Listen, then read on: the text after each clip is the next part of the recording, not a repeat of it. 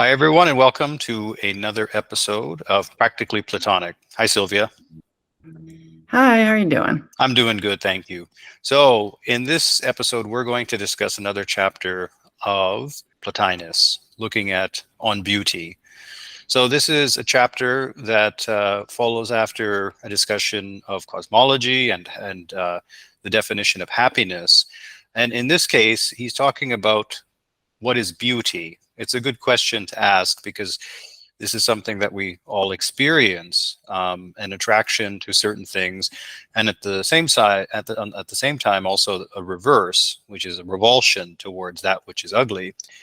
And so, this is effectively a discussion on intelligible beauty, and he starts with a discussion of the basics of beauty at a material level. Why is it that we find certain people attractive? Why is youth attractive? Why is there a quality of beauty to youth?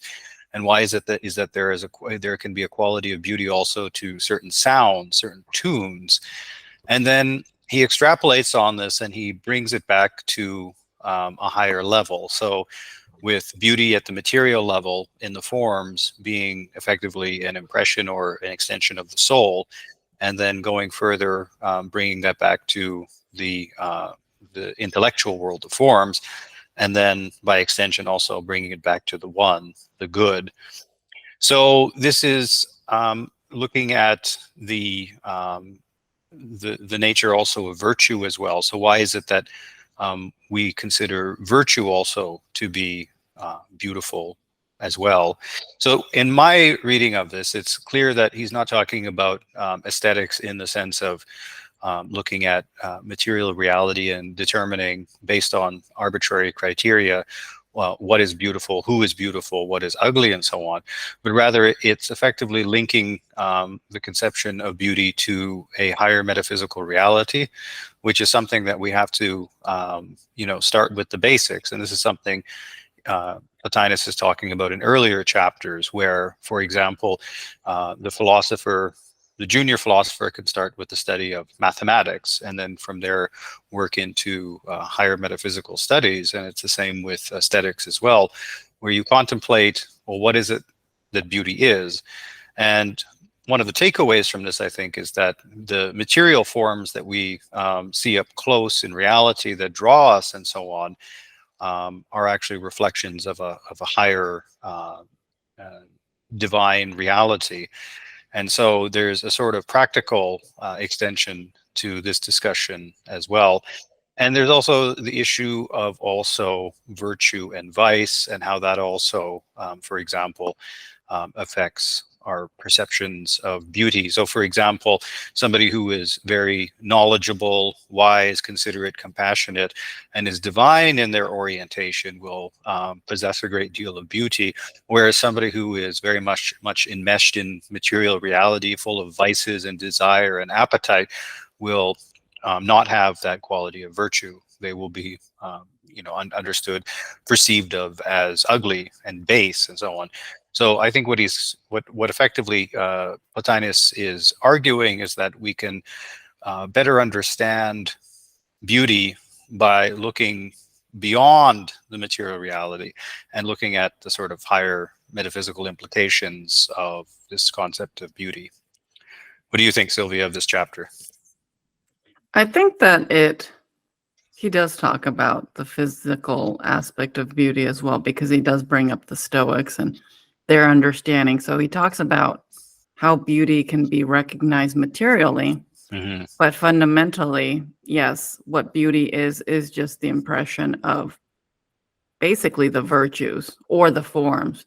So he speaks of things such as beauty in nature or beauty in the music or sounds. I think in those aspects, what we're seeing is more an impression of the forms.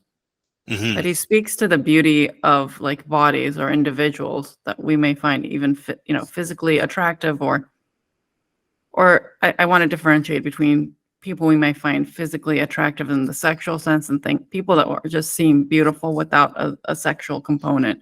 And how some people, for example, like you might, or even like someone you become attracted to, you may, you first meet maybe a lady or a man, and Yeah, they may be like kind of attractive, but it's really as you get to know them that they become more beautiful to you.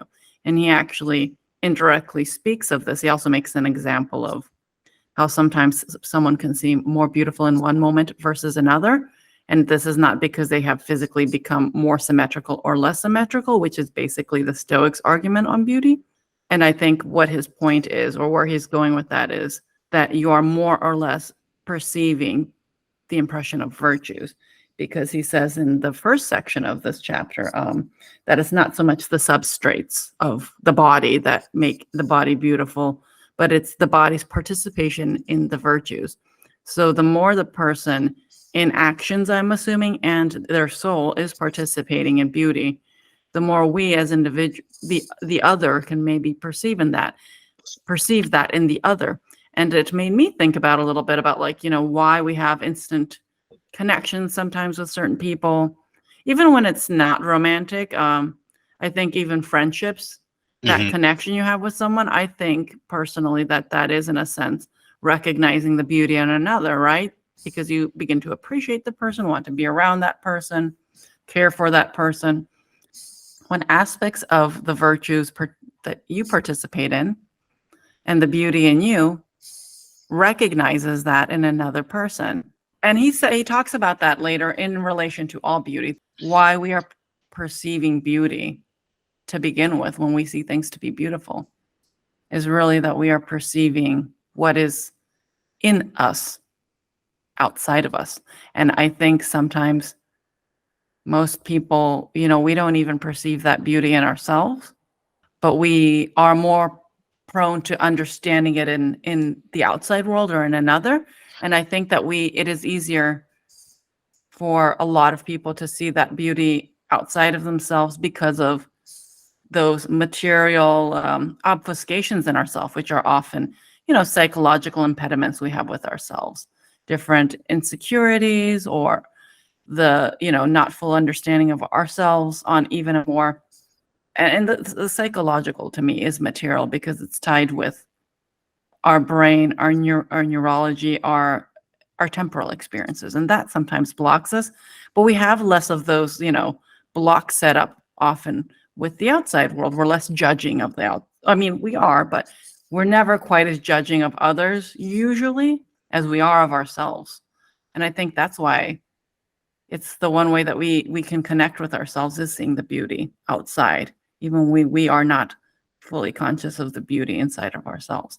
That's Hmm. one of the things I took from this. But yeah, basically beauty is but not just it's not a physicality. It's this other thing. Though he does touch on, because when he talks about ugliness, it was an area I kind of struggled with what he was discussing. I feel like there's two levels to it. He's talking about ugliness is shapelessness. And I think he means this on several levels. Like, I think he means it in the sense that it's something that is shapeless in the sense that it does not reflect one of the Platonic forms, which are shapes.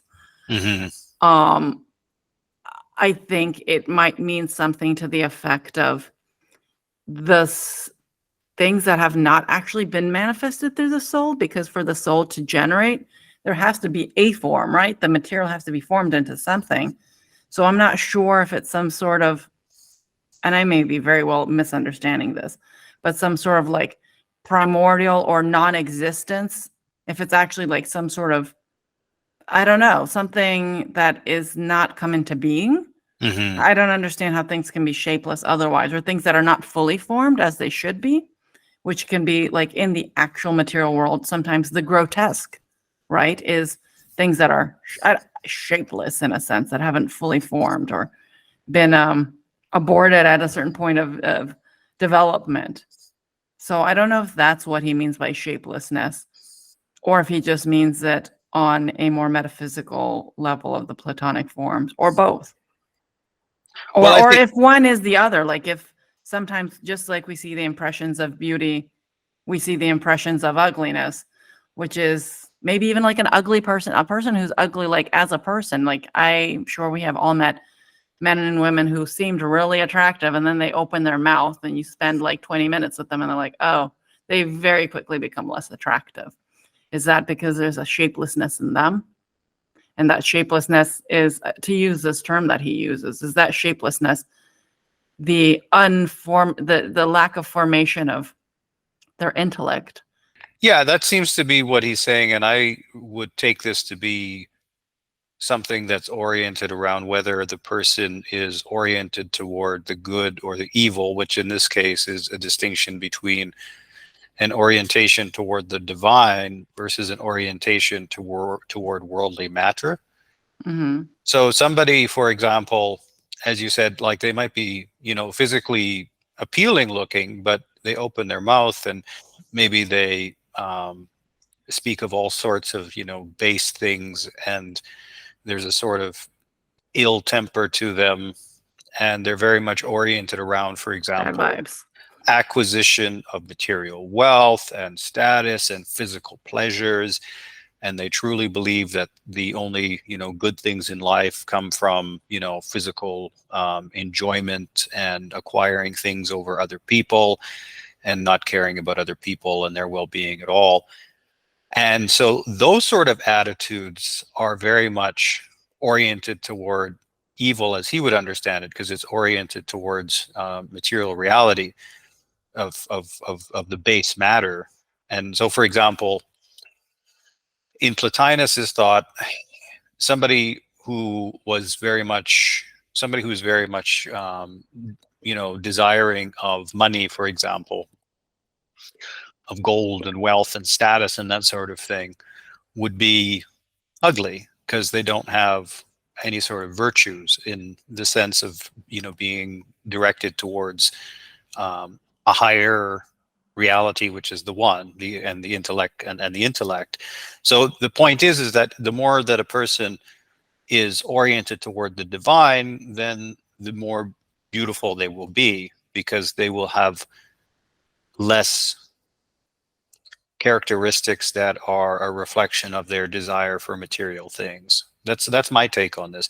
So he's clearly not talking about beauty in a superficial physical sense, but rather there's, like you say, there's a sort of sense that you have toward them as being beautiful, and there's a sort of attraction to them. And so, for example, you could have like a very elderly person who's very virtuous and honest and caring for other people, and their mind is very much oriented towards the divine. And although they don't have youth anymore, and they might even have like some sort of physical disfigurement, but you would still see them as beautiful, especially Right. especially once you got to know them, Or certainly you don't see them as ugly anymore. right, you wouldn't see them as ugly. And I so think that there is more nuance. I think he does speak, because like then one can question like, okay, fair, but there's things that are physically ugly that we think are physically ugly. Why? I think he addresses that more or less, because he says that ugliness in the soul is dread, fear, or that ugliness comes from these things being in the soul. Dread, fear, pettiness, licentiousness, injustice, impure pleasures that harm. So something that is like definitely like a controversial thing to discuss, I guess, but like even people that may be found unattractive because they have allowed themselves to become very, out of shape or not taking care of themselves, which will cause not just things like anorexia or obesity or other illnesses that come from that. And despite current popular discourse, I think historically there is an aversion to some of these things, just biologically. And obviously not in every case. There's a lot of reasons people look one way or another. But in those cases where it is kind of self-inflicted to some degree or to a great degree, there is often a sense of revulsion and even of judgment of the person. But what are you judging? It isn't not so much what they look like, but what caused it. It is coming from things such as impure pleasures and licentiousness and fear, I think, too. I think I've discussed that on a previous episode, where often the things that we do, or even like like someone who's done drugs for a really long time, they're not like, you see the before and after pictures, they're uglier. Why is that ugly? It is, I think, the impression of the damage they have done to themselves. And there's licentiousness or impure pleasures, but underneath that is also fear and dread, which is often the reason people start doing things like this, is the psychological unhealthy coping mechanism people use sometimes, such as or whatever is causing this fear and dread of the self, be it anorexia, binge eating, just any kind of bad relationship with food or exercise in either direction, and things like different kinds of addictions. So I think that often it's still like tied to something else, but there is a physical aspect of ugliness that we can experience in the world. And that is, but the source of the ugliness is not what the person or the thing looks like. That is just basically a symptom of the underlying illness, which is this state of the soul. And inversely, sometimes I know I myself have met like a personal experience, like men that were maybe not super attractive if you just looked at them, but I became very attracted or charmed by them by the nature of their personality, or not just personality, but who they truly were. And they were much more attractive to me either as romantic partners or friends or just acquaintances, and women too. But I'm heterosexual, so I think that's the first thought that comes to my mind. That they're still beautiful despite maybe not being super attractive physically at first glance, but the underlying truth there is, the soul. And you have to actually interact with people, unfortunately, in the material world, communicate, because we're not all aware of being one, right? So I think it goes both ways. And I think there are aspects of, or another example, like things that, we have revulsion to, things such as when he speaks of shapelessness, but things such as grotesque things that occur in nature, both through like aborted creation and destruction and death, and the whole process of what happens to material after death, or cases of all sorts of genetic deformities or things of this nature, just things that look weird and shapeless to us. There is a predisposition for us to find it repulsive, just as instinctually. And I think that there is something that I can't explain here, but there is some connection there between whatever shapelessness means in the metaphysical realm. There's an impression of it here. Maybe those things were not, for whatever reason, and I may be very wrong about this, they were not fully formed by the soul. They were not correctly or fully generated by the soul into the material, and therefore they seem the way they do to us. Or the inverse of, once the soul has left a thing, generation, entropy comes into play, right? Where the soul has left, and the soul is the cause of generation. So things disintegrate or fall apart in ways that are repulsive to us because they have lost the shapeliness of the intelligible and of the soul. Isn't it interesting, though, that a lot of our conceptions of ugliness, not entirely, but in large part, is connected to organic matter?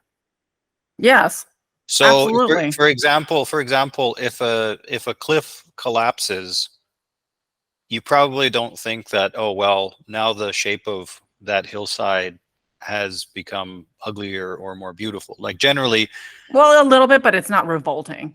it's not revolting, for Yeah. example. Or if, for example, there's a, you know, a volcanic eruption could be very destructive, but actually you might even find the sight of it, as dreadful as it is, to actually be beautiful in itself, because like there's this luminous, Right, but I don't know if that's actually I mean, it's destroying other things, but there's also a generative aspect to that, if you want to put it within the terms right, of right, because there is the energy flowing forth from the earth that is some aspect of the soul creating like an event. So that's, right, but yes, but I mean, there is some level of ugliness to these things, right? If there's like a beauty, when you see like after there's been a hurricane or there's been some major tempest or tornado, and you see, or even like in the wilderness, things flatten out or destroyed, it is definitely less appealing and less symmetrical. And I think there's the intellectual aspect of us being aware of like, oh, all those trees have been destroyed. This ecosystem has somewhat been destroyed. Mhm. But at that distance, it's not actually ugly. I bet if you went into that forest though and found the dead, mangled animals, you would find, back to your point, that ugly. Right, you'd find like the dead animals and the corpses and the rotting, the But rotting but trees. soil and rock seems to be more malleable, and it doesn't necessarily lose its soul or whatever. It's because it's not matter, right? I mean, I'm sorry, not that it's not matter. It's matter that is not imbued with life. And this also, it's not just as I said, like people who are beautiful, but also the environments as well can be beautiful versus ugly. Like for example, if you have a very nice park and there's trees and there's some, rabbits and squirrels running around and it's very clean and there's no rubbish, most people would think that's beautiful. Whereas if you have a, cement urban jungle with trash heaps and it smells of, rotting garbage and there's pollution everywhere and the air quality is absolutely atrocious, most people would not consider that to be beautiful. They would consider that to be ugly and revolting. I think that's an interesting point you brought up. It ties to something that I've been thinking about for a while, which is, and obviously it's subjective to some degree, but not so much landscapes, but cityscapes, urban scapes, and the development of modern cities, urban scapes. Why, in general, more older cities, more ancient places, such as are in parts of or most of Asia, I assume, and in Europe versus, for example, modern cities in the Americas, or even some new modern cities that exist in other parts of the world. They can be like individual buildings can be cool or awesome, so have that like kind of sublime idea of beauty, but as a whole, often we find them more isolating, more alienating, and less beautiful. And I've thought Mhm. about this for a while. I think, if you go back to the German romantics concepts of beauty, which I think, though they don't think of the one, they think of God, but, it ties back to impressions of the generative force of the soul. Much Mhm. of that is gone in these new not only the new materials and the way they are chosen to put together, but they are not harmonious amongst each other. Things are often not built as, I guess they're changing it a little bit, but they're not built as entire plans, but individual buildings that are not in harmony with each other. And I think beyond that, maybe the reason behind it, the intent of these buildings has become so much more about nothing, not creating beauty or anything lasting or of any cultural or human value, but pure material desire of profit. And so in that sense, the soul of these buildings or the soul of the intent of the creators is ugly, and therefore these things look ugly. And one more thing I have thought of, which actually comes more from a polytheist, archaic Roman perception of stuff, is that a lot of the material that we use in modernity or in the contemporary world are materials that we've never used before. We used to use stone and wood. We use a lot of metal now, and we use a lot of cement and and a lot of derivatives of petroleum. These are all chthonic materials that come from below, that we're not, from at least a Roman pagan point of view. There is much questioning of, were these things ever meant to come above earth? They're not. We are bringing things that are kind of dark and should be kept down and bringing them to the surface and using them as building material. Well, And I, plastic, right? yeah, absolutely plastic, but also like, all petroleum based things that are also used in building and other things.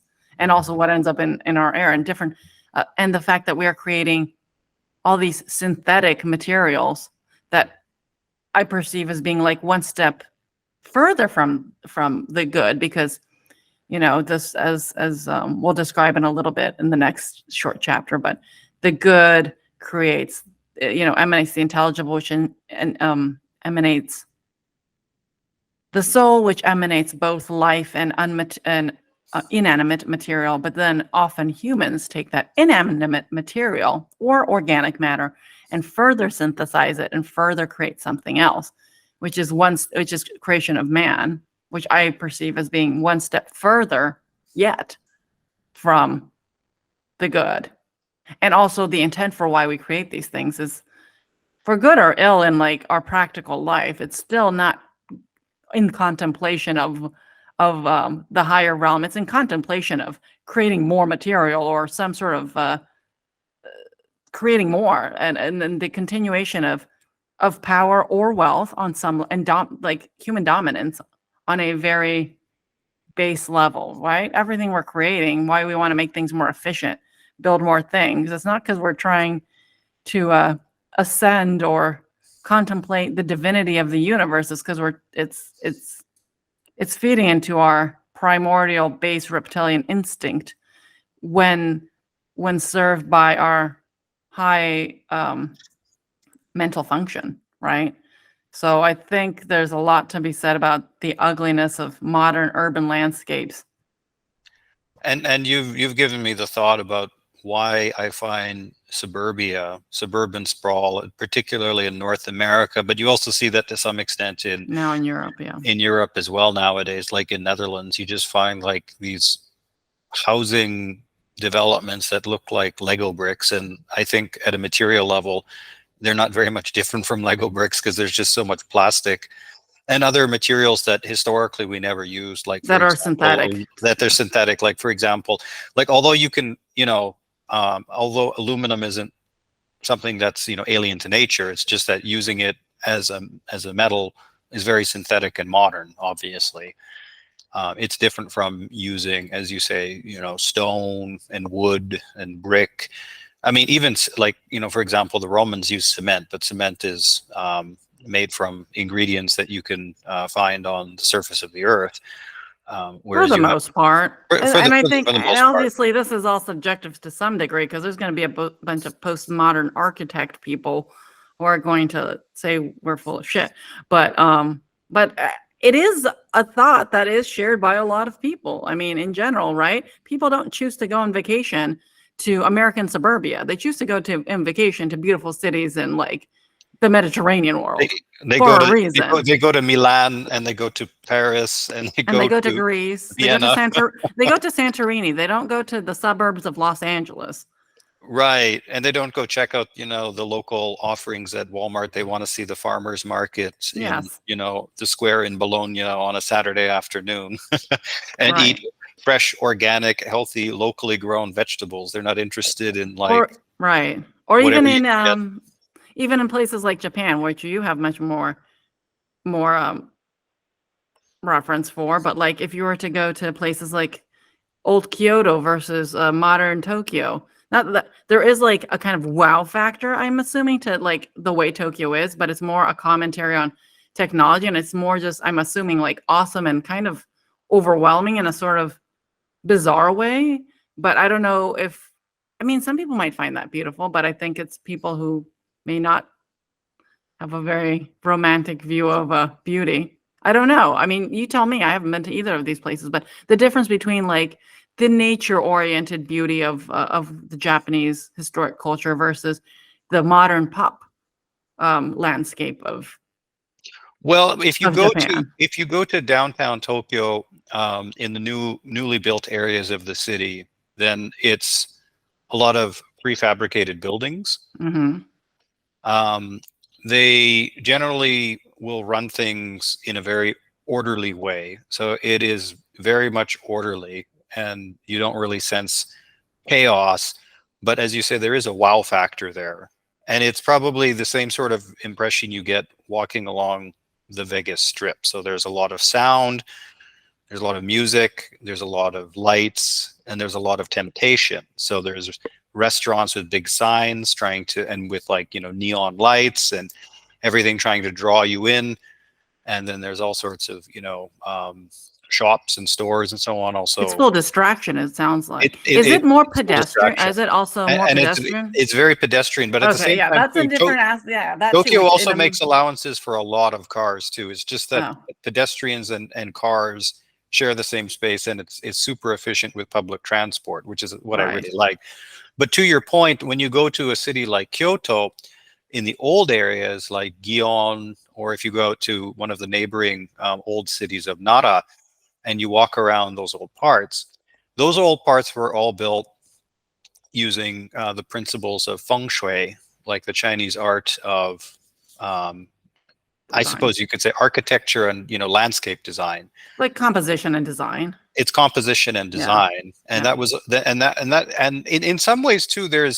You could argue that feng shui is to some extent imposing like a human synthetic framework on the natural landscape, but then the original principles would suggest otherwise. It's because although you orient things on a directional axis in a very strict way, so you have to have like one of the gates facing direct south, one of the gates facing direct north, and everything is aligned with west and east on a grid pattern.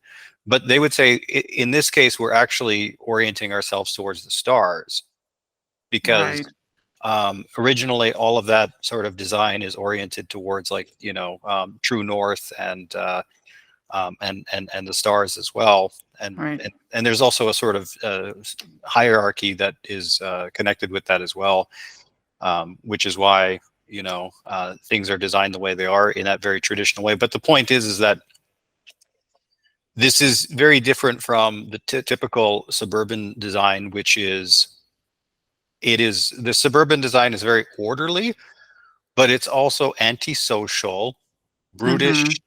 plastic, and the whole system of suburbia is actually meant to, in practice, divide people, because everybody has their own, as we call McMansion, their own house with their own, um, entertainment system, the TV. It's based on the late capitalist system of society, which does not mix things in. And going back to what you were talking about feng shui, even though it's very orderly, I think the main thing is that, at least I'm trying to say, it's not that things that are created by man are ugly. It's the intent behind them. And then perforce, things will appear maybe uglier, or they, if not ugly to everyone, definitely a point of controversy or a point of discussion, right? Because what you described in Kyoto, like, even though it was like very strict, blah, blah, blah, the intent wasn't like, okay, we're designing this. Feng Shui is all about capitalizing on as much profit as possible. That was not the reason for the design choices. No. Whereas that is in modern Tokyo, I mean, ultimately it is, right? It's about garnering clients to a variety of things. It's maximizing pedestrian it's efficiency for money and attention and exposure. Yeah. Whereas the old cities of East Asia that were built on this very strict grid pattern were actually attempting to emulate a sort of higher cosmic symbolism, and by utilizing cosmic symbolism in their architectural plans, there was a sense that you would be able to preserve the order of society, because just as the stars and the movements of the heavens were absolutely orderly and predictable, so too could human civilization also be orderly and predictable, where things would run without having much intervention. So the ideal of Chinese ruling ideology is this idea of Tao, the way. Mm-hmm. And in a ruling ideology, what that means is that the emperor arranges things so that things are running properly according to their own devices, and the emperor doesn't have to directly intervene in that. Their own nature. Right. So things almost like what we've been talking about, that things are more beautiful when they are functioning according to their own nature, their true nature. I mean, even though we're talking about Asia, I think a lot of the ideas you're talking about in other terms and other structures and other like contexts, there are glimpses of the same truths that are discussed by Plotinus and the Platonists in general, right? And and their predecessors when it comes to contemplation of the heavens and the spheres, which is the ultimate origin of all of these thoughts, right? Mm-hmm. Right. And I would say, going back to the original thing, I'm assuming it would be easier for one to meditate or contemplate the one, in whatever terminology you want to use, in some quiet area of a garden in Kyoto than in the middle of Tokyo, of modern Tokyo. Probably comes more naturally in one circumstance than the other, and I think that is very indicative of the nature of the places. Well, I wonder if you were to take like a random sampling of the human population and you drop them off in, the bustling area of Shinjuku or Shibuya in Tokyo, where there's millions of people and flashy neon signs and noises and a lot happening, and it's all very plastic and, synthetic. How many of them would say that's beautiful? Whereas if you took people from just diverse places all around the world and you put them in, Kyoto, in the old part of Kyoto, Yeah. how many people would say like, "Oh, I don't like this. This is somehow unappealing. This is ugly," right? Probably very few. Mm. And in the first case, it's not that they would necessarily say everything about modern Tokyo is ugly, or like, not that they would say, let me rephrase it. Something being ugly or beautiful does not mean necessarily that that a human may not like it or not, right? Because we like a lot of things that are not maybe beautiful in this sense. They would certainly be probably, I think most people would, first of all, be disoriented and overwhelmed, which is, to me, a straightaway indication of over the top, over like too much pleasure or too much impure pleasures.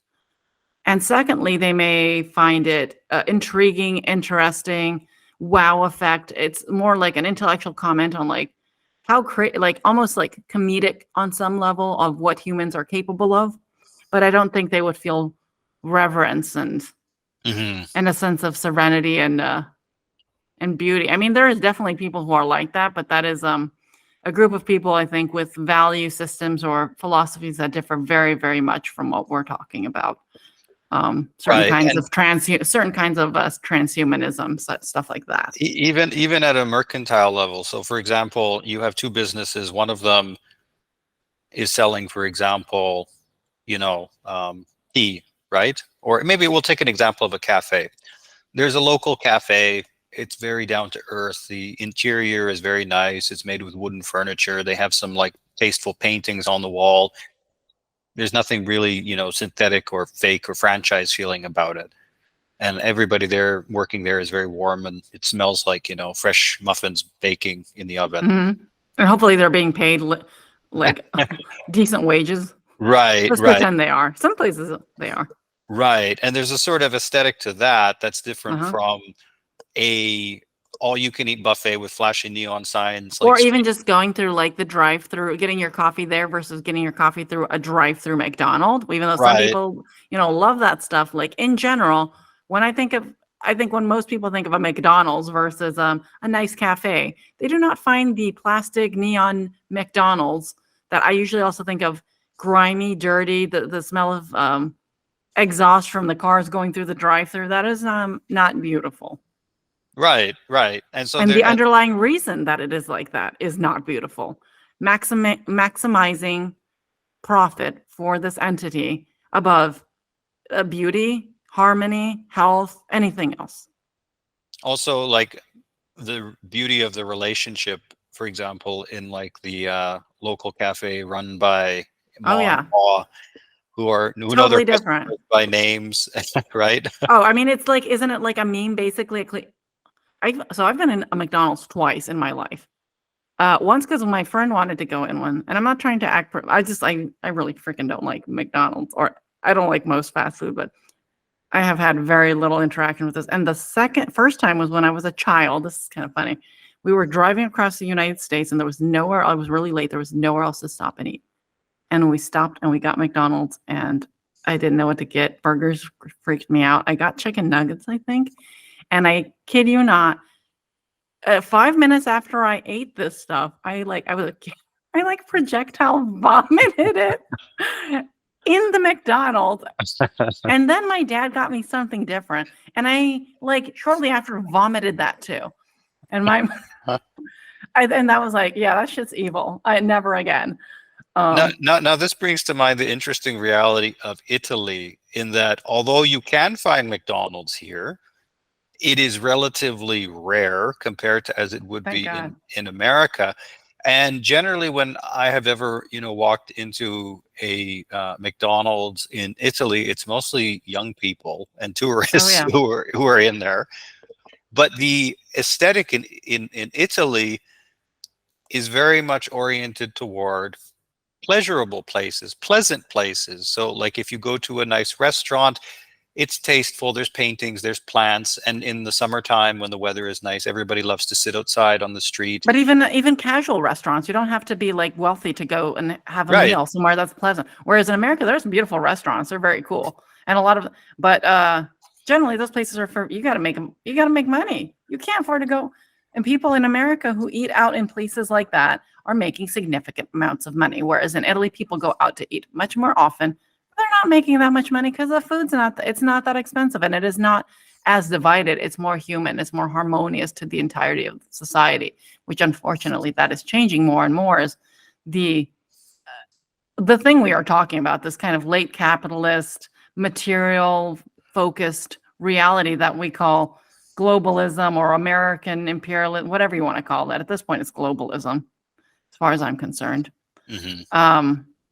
Being enacted by more than just Americans for profit is changing things more and more, unfortunately, even in, other But parts of the world. right. But for the longest time, and fortunately still to the present, in a lot of places in Europe, there's still a widespread appreciation for beautiful places where you can eat, and it's not just a utility where you go through a drive-through No, and get your addicting no, fried that's like, it's so chicken. bizarre to me that is like normal eating for so many Americans. Right. Or And I guess, or Canadian, whatever, like just a lot of people in North America. It's so weird. It's like, and then you see that, and you see, you know what? There you see also, and this is my opinion, Sylvia's opinion, what I think is the evil that comes from these kinds of the intent, because the intent is evil of these companies from a Neoplatonic point of view. The results are also then influence and enter physically and spiritually the bodies of those who devour this stuff constantly. Look at the health problems in the countries where that is happening. I right. think, I mean, the physical and the metaphysical are intrinsically tied, and the results are obvious, whether or not one wants to agree with that or not, even though there is a move now to take what is, and it's funny now that we've gotten to this point in the conversation, that which was ugly is now being told to be beautiful. There is a brainwashing going on. We're going to lose a lot of people with this one. I don't care. I'm the bad cop. You're the good cop. There is an argument that which was once considered ugly is now beautiful. And who's pushing this? It is corporations. And you Right. can, and yeah, that's all I'm going to say about that. There is the push for the illusion of that which is ugly and material would be, according to Plotinus, to be identified as if it's beauty. Now, that to me is some evil stuff, trying to deceive people into thinking that which is the most material and base to be beautiful, or to be I an impression of beauty fundamentally, whether or not these people are not using this terminology. They may not know who Plotinus is, but fundamentally the ideas are there. This brings to mind the experience I've had at two major modern art galleries that I've been to in the last year, in New York and then also in Hong Kong. And so when I see the Picasso painting and the 19th and the 20th century artists, I think, okay, well, quite often their paintings are very, very nice. It's obviously different from the classical style of like the Or it's 17th. interesting. There's like a It's concept. interesting, The intent underneath is the interesting, at intent, least, right? Which makes it beautiful then. but then I also see like literal heaps of trash on the floor that's been arranged in some way. And I think like, what is the purpose of this? And somebody explained to me that the point is not to create something that is beautiful, but to make you think. And so art in that sense is supposed to have a sort of utility of making you think. And having stripped away any sort of move towards beauty or appreciation to having some sort of, attractive quality, you've also all kind of almost gone like full rationalistic, where the main purpose of art now is to make you think, whether you Right. appreciate looking at it or not. And Well, so I think it's making you think about something specific. It's rationalistic. It's become completely materialistic, atheistic, because in general now, not everybody thinks this. Not all modern or contemporary artists think this. But one prevailing thought of contemporary art or modern, like postmodern art, is that art is political. Hmm. The origins of art are religious ritualistic. It used to, and at least if not directly for the purpose of ritual in the early modern age, still usually still about thinking, but thinking about the beauty, thinking about the divine, thinking about transcendence, or even the other aspects of man, different, like the sins of man, the issues of the condition of man, but always in relation to something larger than man. Even if the works of art were about the suffering of certain heroes or biblical figures, it was still always in relation to a cosmos that included something higher than man.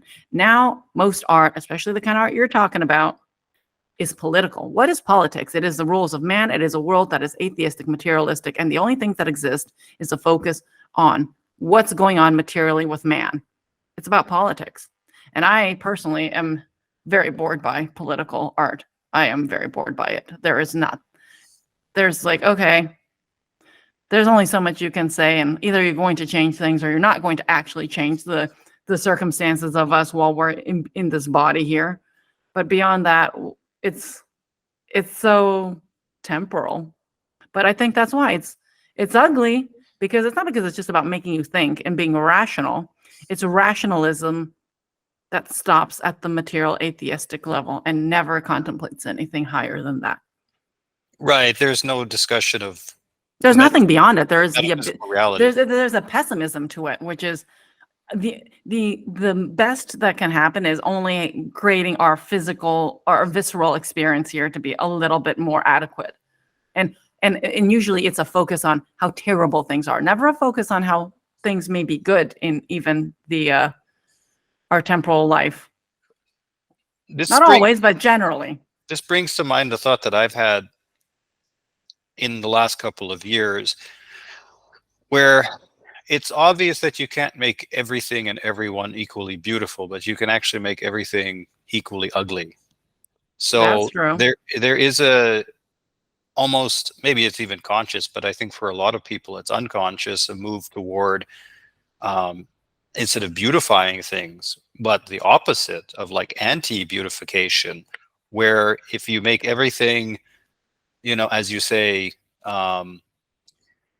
materialistic, atheistic, detached from any sort of sense of the divine or a higher metaphysical reality, and you also impose this idea that everything and everyone ought to have equal value, then beauty becomes a target, because beauty in itself is something that is, let's just be honest, unequal. Some people are naturally beautiful because of their environment when they grew up, and also their genes and the good health they are blessed with. Some people, we can't know why, right? We can't know why some have it or not.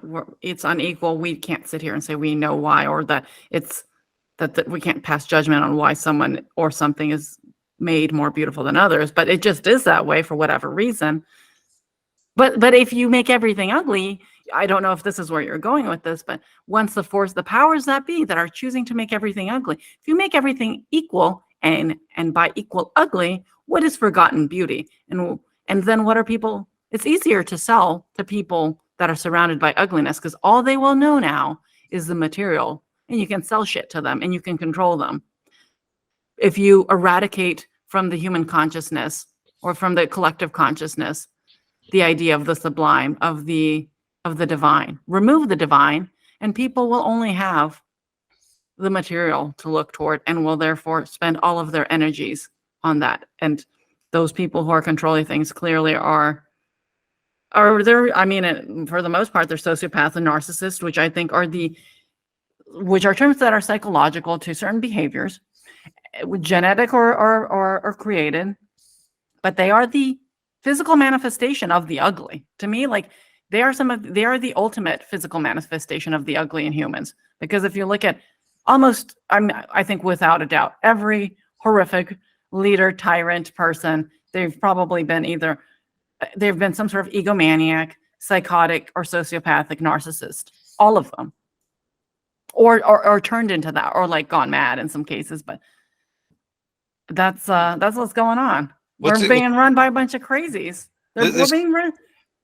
but this brings to mind, like, for example, if you look at, for example, the elites of, let's just take, for example, the elites of America in the late 18th century, the fathers of the revolution, they But there was still a actually, belief in the divine. that's my So there's point. always been, yes, go ahead, go ahead. My point is that, so they were the elites of a republic that had limited voting rights, and they had just gone through a revolutionary war where they had obviously commanded armies and enacted a lot of violence, and there was also oppression, particularly of the loyalists and also the Aboriginal peoples and so forth. But they still had a belief in the divine, and they also were still steeped in these ideas of Right. They were imperfect, but they were not aesthetics. completely corrupted.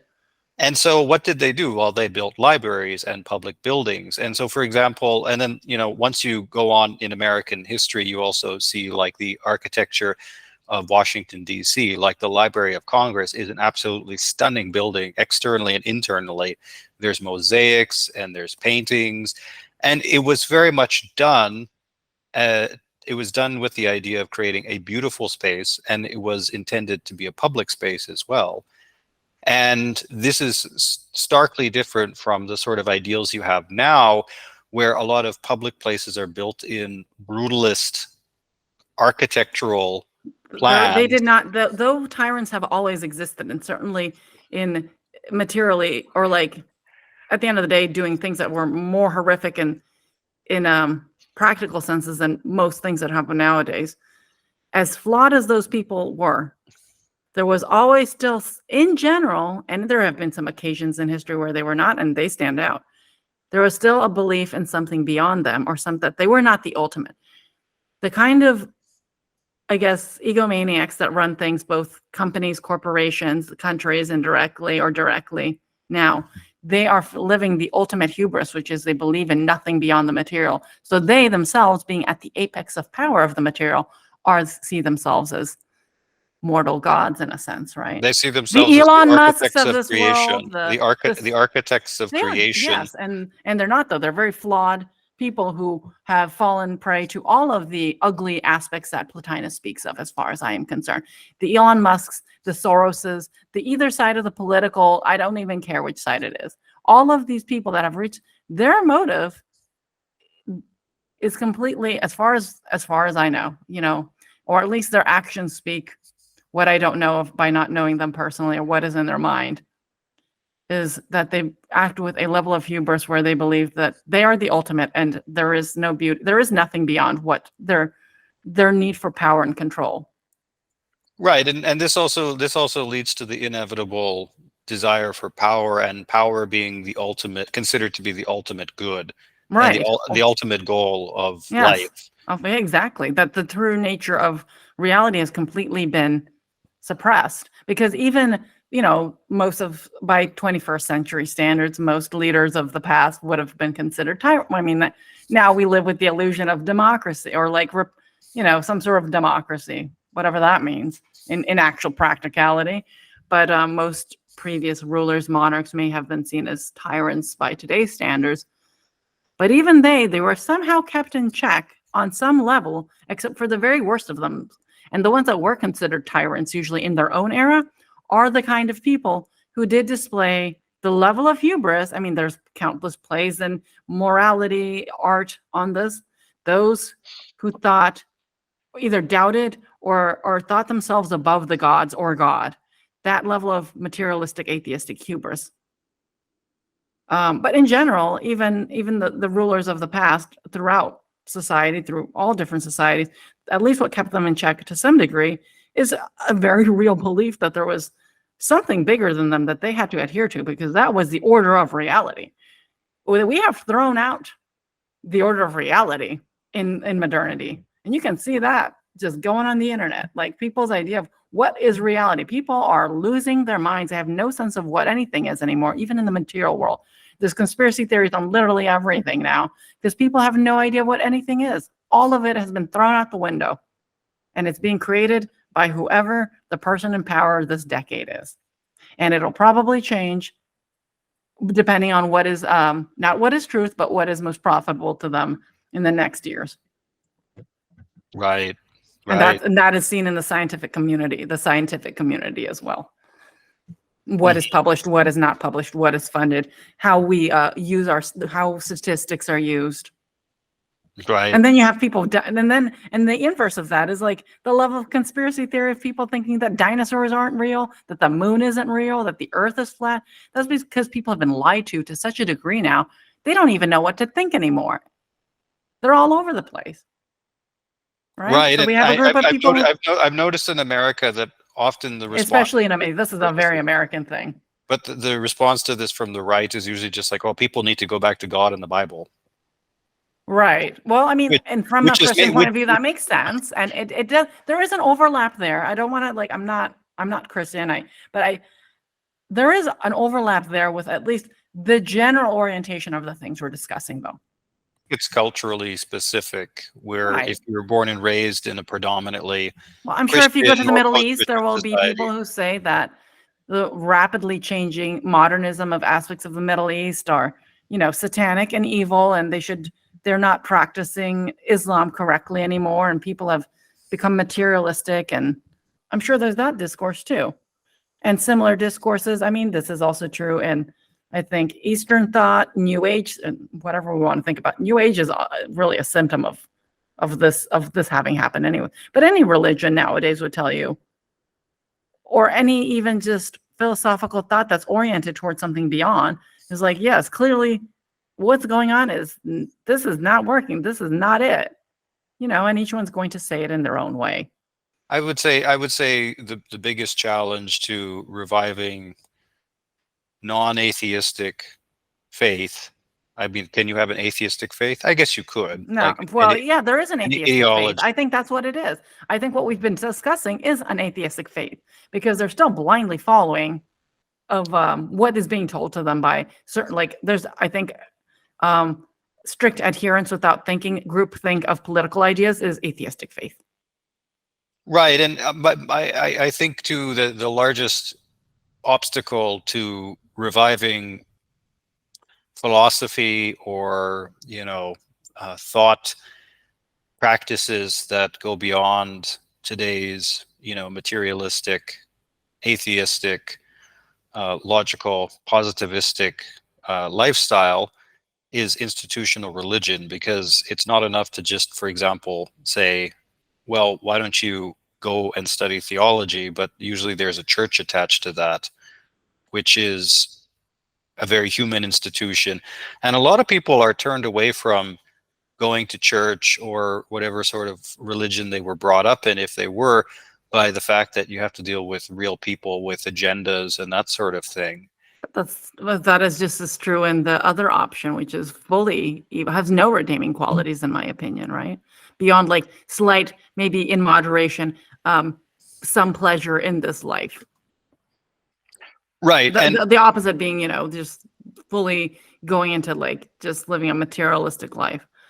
I feel like in the last, and I think we have discussed this, like in the last 10, 15 years, there has been a small, but there has definitely been a noted wave of change of people moving back towards some sort of spirituality. And also like, even in America, at least younger people in a way that I don't recall 10, 15 years ago. Maybe they did exist, but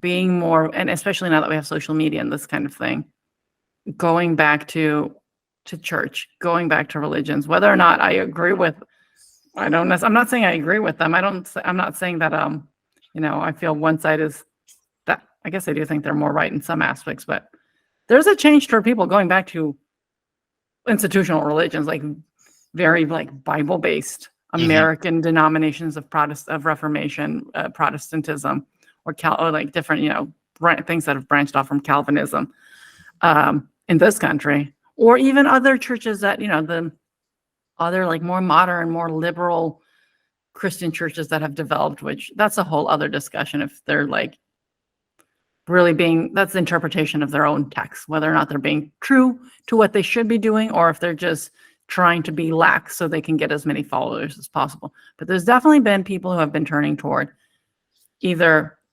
traditional churches or more liberal, progressive, lax versions of Christianity, or even things like Unitarianism is not a big thing, but it's definitely a thing that's growing because it's open to basically any kind of, you can believe in whatever, and you can, I've gone to one of their churches once. I was kind of curious. I think now they're all part of one organization. It's like the United Unitarian Church or something, Universalist Unitarians. And it's a church, but they're not really, I guess their origins are like, kind of like the American forefathers, kind of deist, really. But they're kind of open to whatever you practice. They don't care.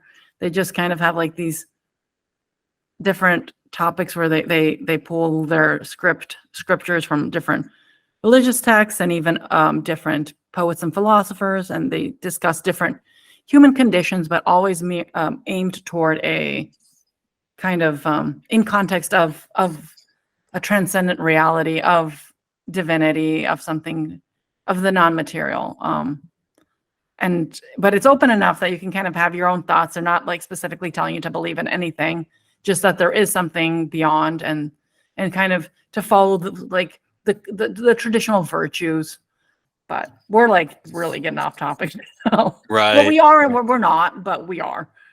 I guess we're talking about how these things actually are manifesting in the world that we are currently living in. How is beauty and ugliness out there in the world, huh? Well, I mean, even if you look at, for example, people's mental well-being as well. Oh, yeah. I mean, number one. with the anti-beauty movement of brutalism and the complete stripping away of any sort of philosophy, like higher metaphysical ideas underlying how we design cities and Well, it's buildings. also the anti-beauty movement, I think, in a lot of other in how people are portrayed, how people dress themselves, put makeup on, a lot of other stuff that is, now what is the cultural norm, and to say the opposite is taboo or countercultural. But a lot of things that let's just take for example, like if you live in suburban North America somewhere, you have most likely a plastic, cookie cutter McMansion with stucco and Well, if you have money. IKEA, if you have money. But let's just say Most like of if you you're are middle living in class. like rundown apartments. But let's just say you live in one of these houses in the suburbs and you're middle class and you're not financially strapped for cash. But the standard generally now will be things like, cheap plastic IKEA furniture. And so The middle class, yes. you're middle class, and like you might have some things on the wall, some things not, but compared to your grandmother probably plastered most of the walls with like photographs of relatives from, even 50, 60 years ago, all the way down to her grandchildren who got born the last couple of years, like my grandmother, right? But now for example, you live in this sort of, very plastic, almost cavernous home that doesn't really have necessarily any sort of aesthetic quality to it. Like you might try to so-called spruce it up and so on, but it's all very much. You're talking about the lack of innate taste that most Americans have? Well, it's sort of the consumer thing where like, well, Yeah. I'm going to decorate my house. Well, you go to Home Depot and Walmart. There's no culture. That's because they're like, to create aesthetically pleasing spaces in the material world, humans have generally drawn from their culture, their ritual. These people don't have culture or ritual anymore. The culture and ritual is a mass-produced crap you can get at Walmart or Target. Like the thing that is most depressing to me is when you go into someone's home and the art that they have is some print that they bought at like Home Goods, Marshalls. It's like, I don't know. It doesn't have to be expensive artwork, but literally just put something that is representative of yourself or your family, or something that has some sort of like meaning to you, right? I think what we're both really echoing here is like the little beginning monologue that's in, he starts with a whole monologue about IKEA furniture. I don't think I've seen this movie. Oh, yes, you have. Fight Club. I have not seen Fight Club. What? Well, you need to watch it. Well, you need to watch it then. It's, it would have been way cooler if you had seen it when you were a teenager. It would have probably had more of a wow factor, but you should watch it. Definitely topics of deception, illusion, the nature of reality. And he starts off with this whole monologue of how people grow up, get their little middle-class jobs, go to the store, buy all their IKEA furniture, and make their houses full of like meaningless and anonymous furniture. And that they think that is living. There's a whole bit, the whole like initial monologue of the movie is about this.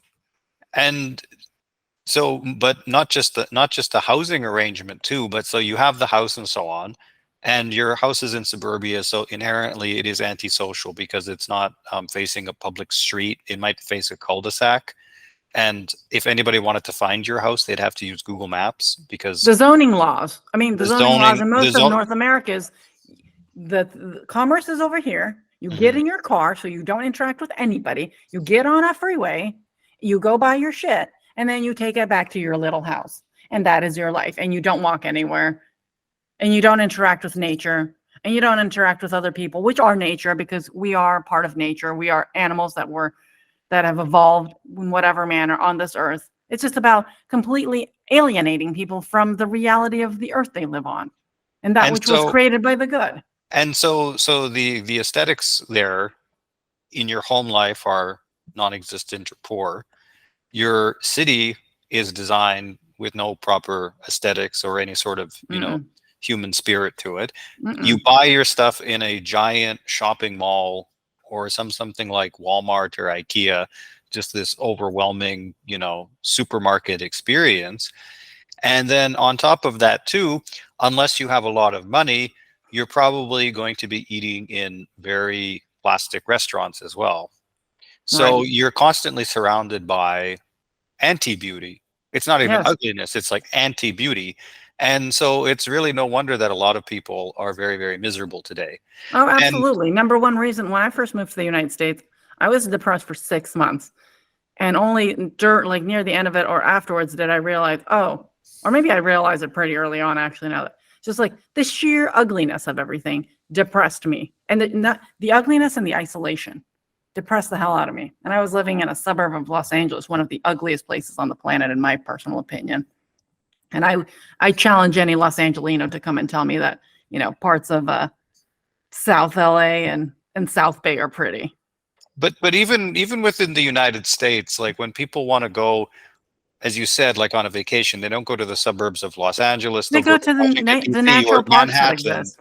or the No, national yeah. parks or The even main thing that America has to Manhattan. offer is the natural parks, the natural beauty of America that was not destroyed by the majority of this country has existed during a period of modern capitalism, and therefore the majority of things look a very specific way already. Even the old cities of America, just their like historic downtowns are really kind of the late 17th century, 18th century, but that was already the beginning of industrialization. Mhm. Right. So, like, if you want to see beautiful things or be uh, awe inspired in America, I've gone to some pretty cities in America or like cool cities. I'd say they're cool. Very rare. There have been a few things. There's like aspects of where I live that I think are pretty. And I realized the other day a lot of it has to do with the amount of nature that is here and the amount of trees and the way the trees have been harmoniously put to line the streets and areas and some of the buildings, but it's also buildings that were built by architects who were very much purposefully trying to create a beautiful plan in a certain area of the city I live in.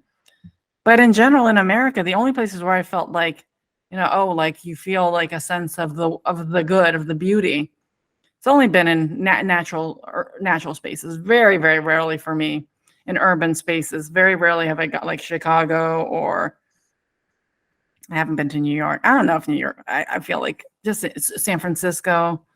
Very rarely do these cities have the effect of inspiring beauty in me, like as a whole. They're cool, like kind of like not in the same at the same level of Tokyo, but they can be cool and it's entertaining. And it's not dull like the suburbs are most. It's not like super ugly, but it does not inspire in me beauty. What about Manhattan? What do you think of Manhattan? I Which haven't been there yet. I don't know. I Do you think feel it's beautiful? I think Manhattan because it has a lot of old brick buildings and it's built on a grid pattern and there's actually a lot of parks and trees Right, interspersed exactly. throughout it. It's there's nature there and it's obviously contained and limited. It's not like you have wilderness in Manhattan, but what you do have is multiple architectural designs over 150 years, but at the same time too you do have the bulk of like the city having been built with first of all, like some sort of logical grid pattern, which is not just practical, but also has symmetry to it and it's aesthetically appealing. But at the same time, too, is that a lot of the buildings were built by architects who wanted to create something that was pleasing to the eye. Exactly. And That is so, no longer, and also they were built by architects. Things now are built by committees that have a board. The board has a bottom line they want to meet. That's why a lot of modern architecture is quite ugly. If you go talk to people in architecture now, I think there are people who maybe the outliers will admit to this. Committees are destroying everything. Just like you can extend that concept to everything else in contemporary society. There are less and less mom and pop shops. There are less and less, or I don't even want to call them mom and pop, but like individual owners of shops or restaurants. Things are bought up, things are monopolized, things are corporations. There's a board somewhere making decisions on how these 20 restaurants they now own that are supposed to seem like, even like corporate nice places, they're still very bland, right? Corporate restaurants that are like kind of expensive, but they're still corporate and they still have a plastic feel to them, but they're usually owned by some company that owns like 20 other restaurants and they've standardized everything. Things are designed by committees. Things are not designed by craftsmen anymore or individual craftsmen. And everyone has been taught a very non-humanist, but very scholastic way how to do things. And it is definitely based around profit margins and what's in the zeitgeist now of following certain regulations that are imposed on national, state, global levels. So we're at the stage where anti-beauty is institutionalized at the level of architects' training. Let's move on to the next section on the primary good and the other goods. Can you give us a summary of that? Sure. So this chapter, which is quite short, and the editors chose to put it after, I'm assuming they put it where they've put it because I think the next section is going to be on the evils, but there is a foreword that says that this was actually the last thing Plotinus wrote before he passed away, and that he wrote it kind of as an addendum to On Happiness, which we've already discussed. And it's very brief. It's like 3 pages, not even, in which he first discussed, so it's called On the Primary Good and the Other Goods, because he kind of he kind of summarizes again, I suppose, because I feel like this has been discussed, but he summarizes the dynamics and the hierarchy of goodness from the one down to, as it emanates down to the intellect and the intelligible world, wherein there is this which emanates to the soul, and the soul generates both living matter and inanimate matter. And he differentiates in this chapter the difference between why living things are more good than inanimate things, because by being imbued with life, they are closer to the one. They are closer to they are intelligible. They have, they have the soul, whereas inanimate matter does not. He doesn't fully explain what the tie is, but inanimate matter is also tied to the soul, he says, and that I assume is by the very fact that the soul is the creative power that generates all matter. But it's less relevant because it is not therefore also imbued with the intellect, which is part of the soul. It's just the generative aspect of creating matter. What else does he talk about? Then he kind of talks about what is like, are all living things then equally good or not good? And he kind of just recapitulates these ideas we've talked about, where not all life is not all life. That's not really what I mean. Not all living is equally good, because he makes an example of like your eyes are apparatus to see. If you are born with or develop some sort of degenerative disease in which you can no longer see very well, that eye is no longer, like say that happens to your left eye. Your left eye is no longer as good as your right eye because it is no longer seeing well and is no longer functioning its function correctly. Much like that one person who is living, oriented toward the good, which is intrinsically what what all of reality's function is in one way or another is more good than someone who is living in the states that we've been discussing for like the last hour, right? So because they're not functioning they're not functioning correctly, or they're not fulfilling their natural, and there's no differentiation here between metaphysical and material, but they're natural in the widest sense of the term. They're not fulfilling their natural function because they have some sort of like obfuscation, and that obfuscation is all the things we've already discussed, and I'm not going to go over again, but so I kind of discussed that, right? The dynamic of how things flow, and specifically then he stops upon the discussion of what's good life, what's less good life. And then he ends in a very brief discussion, which I think he will continue probably more in the next chapters, even though he wrote them in a different order. And it's interesting that he ends on this. He knew he was dying, right? The last portion of this brief chapter is on death. And he kind of makes an argument. It's kind of an apologetics for death, I think. He makes an argument that death itself is not evil. That he sees it as, okay, when you die, one of several things is going to happen. Either in death, your soul is now free of all those obfuscations that are caused by the material world, and therefore regains its clarity completely, its purification to the one. And I guess I forgot to mention, but in that case, like where death is not final, there's life after death because the soul is eternal. And so how can that be bad? Where you've finally been free from all the suffering and negativity and obfuscation that is the material world, which ultimately the physical body must interact with and is kind of imprisoned by or distracted by. You're freed by that, and you return to being part of the intelligible. That's great, right? The other option I thought was kind of Epicurean or even pre-Socratic, in that say that there is no continuation of life after death.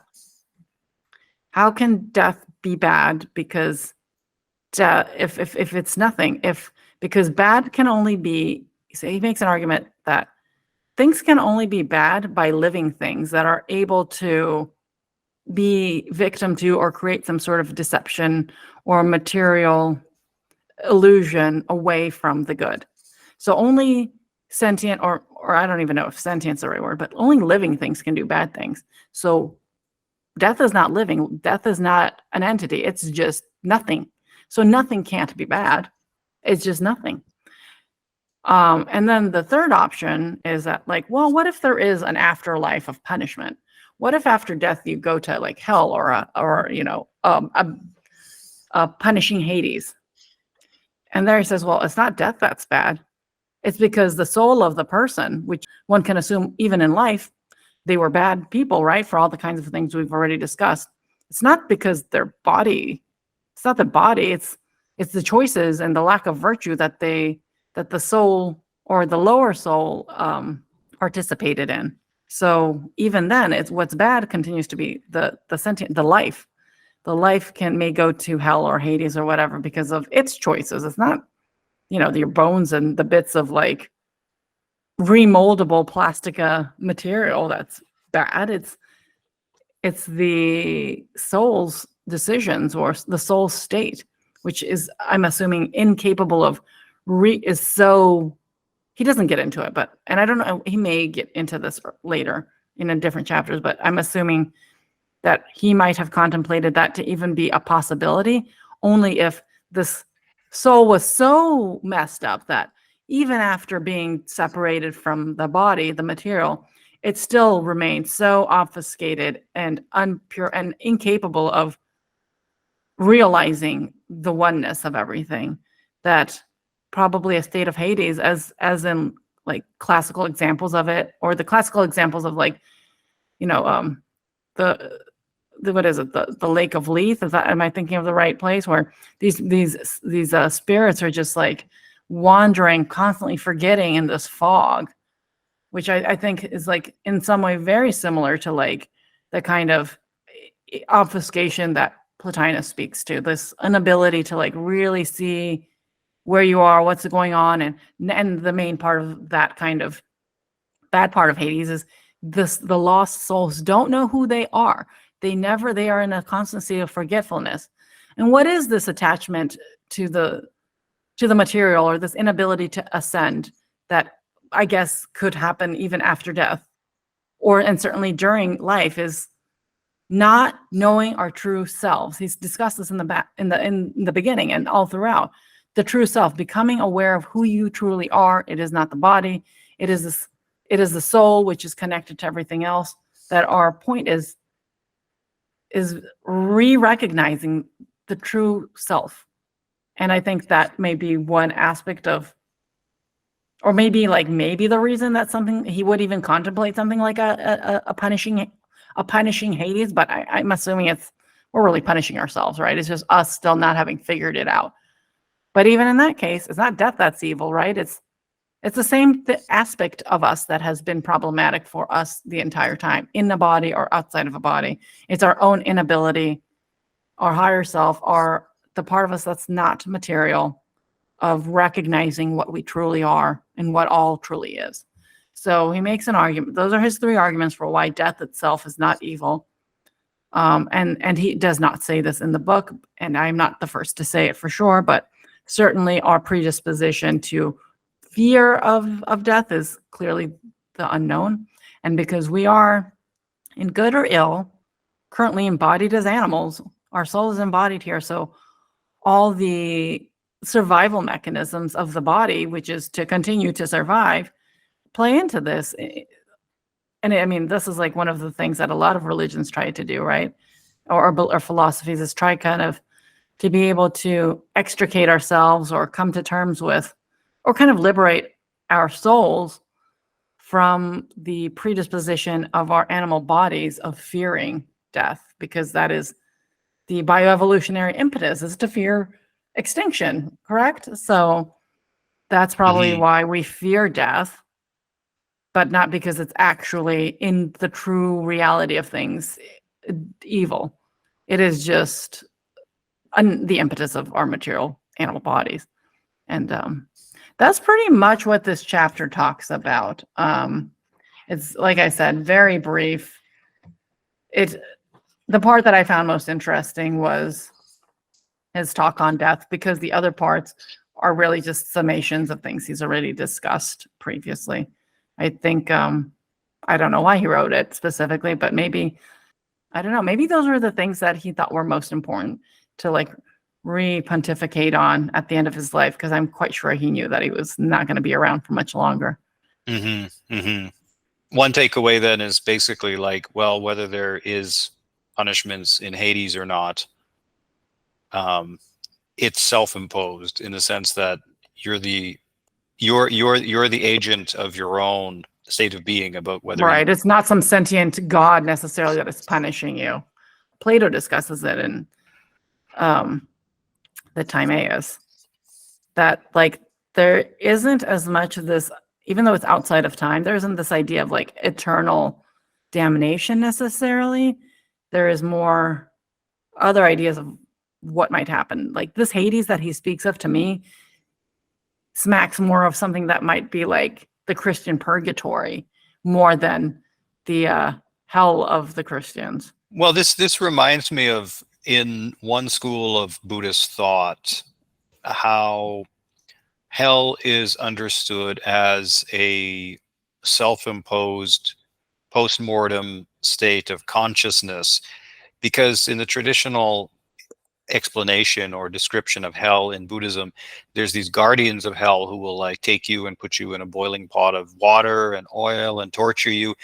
And so the argument is given that if this is another reality, then these guardians of hell are condemning themselves to staying in hell for all eternity, because they're creating the negative karma of torturing and killing people in perpetuity. And so they're just sort of condemning themselves to an eternal hell. But then the counter argument is that actually these are almost like hallucinations, and it's basically your karma coming into fruition in a post-mortem disembodied conscious state. So it's basically like living in a nightmare, but it's a self-created nightmare because of your past actions. There's like all of your subconscious or unconscious bubbling to the fore after death, Right. And and all of your guilt and all these other things that you've been repressing of your actions is in now In manifesting. Buddhism, you can have consciousness survive death. Well, consciousness in Buddhism does survive death. There is a Yeah. post-mortem continuity. And in this interpretation, hell isn't a physical place that you go to. You're not reborn literally in another place somewhere in the universe, although some people probably believe that. But in this case, it's basically suggesting that it's like a nightmare that doesn't stop, and you can't wake up out of it because you don't have a physical body. And then once that karma, the results of that karma have expired, then you will take rebirth in another physical incarnation somewhere in the world, in the cosmos.